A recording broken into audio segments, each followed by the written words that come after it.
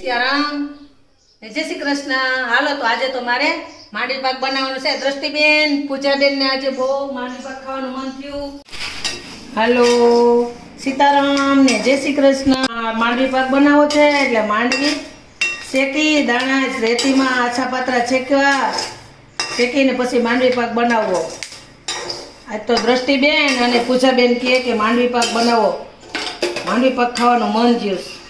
તો દાણા શેકી લીધા ને ભાઈ, પોતરી આમ ઉતારે કોથરામાં નાખી જરાક દાણા ઠરી જાય એટલે સફેદ કલરના દાણા કાજુ કતરી જેવો બને અમારા ગામડાનો માંડવી પાક. કાજુ કતરી તમે ખાઓ ને સિટીવાળા એવો અમારે માંડવી પાક બને. કાજુ કતરી બને ને એ વીટ થેપલી બનશે હમણાં. જો આ સફેદ દાણા થઈ જાય રેતીમ શેકાને એટલે પછી બધાય ખાવા આવજો અહીંયા હો ને. વેકેશન છે ત્યાં આવો ને આવો બધાય.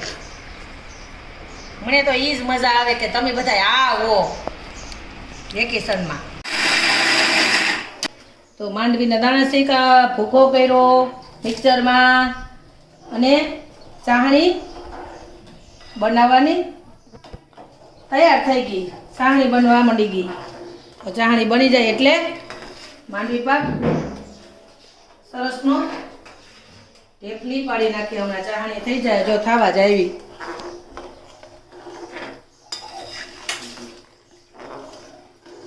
આજે તો માંડવી પાકની ઈચ્છા થઈ બધી છોકરીઓને, દ્રષ્ટિબેનને પૂજાબેનને કે આજ તો રમાબા માંડવી પાક જ બનાવો, મમ્મી માંડવી પાક જ બનાવો. ને દ્રષ્ટિ તો અમારી એવી છે ને મીઠું બહુ જ ખાઈ ગયું.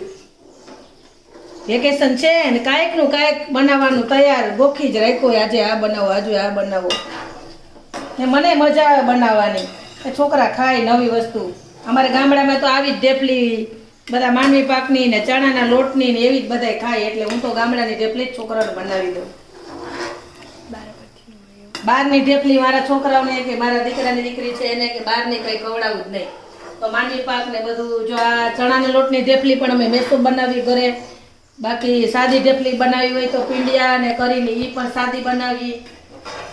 ગાંઠિયા ઘરે હંચાના બનાવી દઉં, સેવ ને ગાંઠિયા બે. ઘરનું વધારે પડતું ખાવાનું છોકરાઓને આપીએ અમે. નાસ્તામાં ભણવા જાય ત્યારે આખા મહિનાનો નાસ્તો ઘરેથી જ બનાવી દઈએ અમે. ખાવા તમે બધા માંડવી પાકની ઢેફલી ખાવા આવો, તમને પસંદ આવે તો લાઈક કરજો, ફોલો કરજો અને શેર કરજો. માંડવીનો ભૂકો હે 2 વાટકા, એમાં અડધો કિલો ખાંડ નાખી. 500 ગ્રામ. અડધો કિલો મતલબ મારી ભાષામાં અડધો કિલો કહું અને તમારી બધીની ભાષામાં 500 ગ્રામ, બરાબર ને? અમે તો ગામડાના છે, અડધો કિલો ને પાસેરો ને એવું બોલીએ. એટલે તમારી ભાષામાં 500 ગ્રામ ખાંડ ને 2 થાળી આ ભૂકો ભરી લીધો બનાવીને માંડવી દાણાનો. અમે તો આ રીતના બનાવી. તમે લોકો કેમ બનાવો, તમને પસંદ આવે આ રીત અમારી માંડવી પાક બનાવવાની તો મને જરૂર.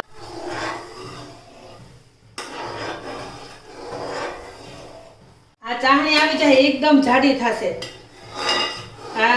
આજે આ છે ને આ લિક્વિડ એટલું જાડું થઈ જાય ને કે આ લાળ થઈ જાય. આ છે ને આ લાળ એકદમ એમને થાવી જોઈએ. પાણીનો ટીપું ન પડવું જોઈએ ત્યાં સુધી હલાવવાનું. ચાહણી આવવાની થાય ને ત્યારે એક રકેબી લાવી એમાં પાણી નાખવાનું. એમાં ચાહણી લેતા તમને ન આવડતી હોય તો આ પાણી છે, આ જે ચાહણી લઉં છું ને ચાહણી એક ટીપું આમાં પાડવાની તો તમને ચાહણીની ખબર પડી જાય. આ ચાહણી તળિયે બેસી જાય આ પાણીમાં તો ચાહણી આવી ગઈ. હજી નથી આવી, જો હજી નથી આવી. એ ચાહણી પાણીમાં તળિયે બેસી જાય ટીપું ત્યારે ચાહણી આવી ગઈ માની લેવાનું. કાંઈ બીજું કરવાનું છે નહીં. આમ હોય ને એ થાળીમાં થોડું થોડું તેલ ઉપડી દેવાનું તો નીચેથી ઢેફલી સરસ ઉઠલી જાય, ઉકળી જાય સારી એવી. તેલ તો ચોપડવાનું, જો ઘી નહીં, તેલ જ ચોપડવાનું છે. ઘી ચોપડશો તો નહીં ઉઠલે, તેલ જ ચોપડવાનું. અને માંડવી પાક બને ને પછી ઘી નાખવાનું છે પઠીને. ઘી પણ અમારે મેં ઘરનું માખણ લઈ અને બનાવેલું છે. ઘી પણ અમે તૈયાર નથી લેતા.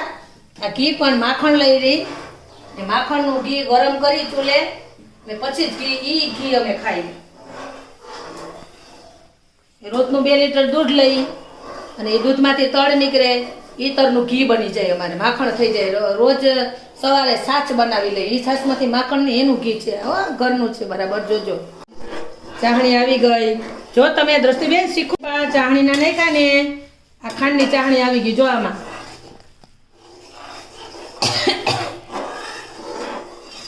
જો આને હવે તમે આમાં નાખશો ને જો આ ચાહણી આવી ગઈ. થઈ ગઈ લાલ ને આ ટીપું નાખો આમાં. જો બેસી ગઈ બરાબર. ધ્યાન રાખજો બેટા, તારે પણ આ ઘરની વસ્તુ જ બનાવીને ખાવાની છે.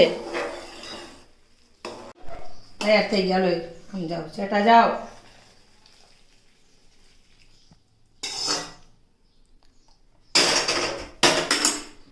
આમાં 2 ચમચી ઘી નખાય એટલે સારી લાગે. ઢેફલી બહુ સરસ બની છે.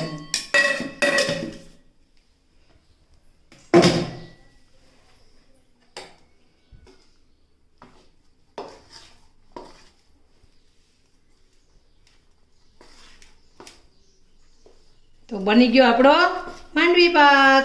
બધાને પસંદ આવે. દ્રષ્ટિબેન થઈ ગયો તૈયાર. જો આ ઢેફલી બની ગઈ. હાલો દયાઓ ને ભગવાનને ધરી દેજો. પેલા પૂજાબેન પ્રસાદ ધરી આવો ભગવાનને.